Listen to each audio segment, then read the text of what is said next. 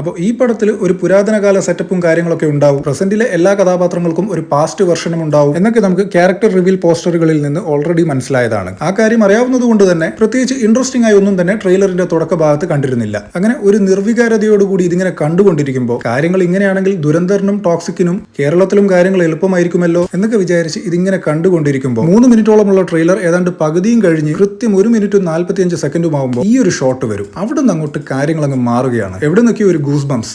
എന്താ അതിന്റെ കാരണം? അത് ഞാൻ പ്രത്യേകിച്ച് പറയണ്ടല്ലോ, ആ ഒരു ബാക്ക്ഗ്രൗണ്ട് മ്യൂസിക്. എന്നാൽ ആ തുടങ്ങിയ മ്യൂസിക് പെട്ടെന്ന് അങ്ങോട്ട് അവസാനിക്കുന്നില്ല. കാരണം അതൊരു മാഷപ്പ് ആണ്. ആട് സീരീസിലെ എല്ലാ ഫേമസ് ക്യാരക്ടേഴ്സിന്റെയും BGM ചേർത്ത് കൊണ്ടുവച്ചുള്ള ഒരു മാഷപ്പ്. അതിങ്ങനെ ആ പോയിന്റ് മുതൽ ട്രെയിലറിന്റെ അവസാനം വരെ തുടരുകയാണ്. അപ്പോൾ ആ ഒരു മ്യൂസിക്കിന്റെ പവർ കൊണ്ടാണെന്ന് ഞാൻ വിശ്വസിക്കുന്നു. അതുവരെ നിർവികാരതയോടെ ആ ട്രെയിലറിനെ നോക്കിക്കണ്ടിരുന്ന ഞാൻ ആ പോയിന്റ് മുതൽ അവസാനം വരെ അങ്ങ് ചാർജായി. പോയ കിളികളെല്ലാം തിരിച്ചു വന്നു. ട്രെയിലർ കണ്ടുകൊണ്ടിരിക്കുമ്പോൾ പലർക്കും ഇതേ ഒരു അനുഭവം ഉണ്ടായി കാണുമെന്ന് ഞാൻ കരുതുന്നു. സോ കളികളൊന്നും കഴിഞ്ഞിട്ടില്ല, ആരെയും എഴുതി തള്ളാനായിട്ടില്ല. ഓപ്പോസിറ്റ് നിൽക്കുന്നത് എത്ര വലിയ വമ്പന്മാരാണെങ്കിലും ഷാജി പാപ്പനും പിള്ളേർക്കും നല്ല സ്കോപ്പ് ഉണ്ട്.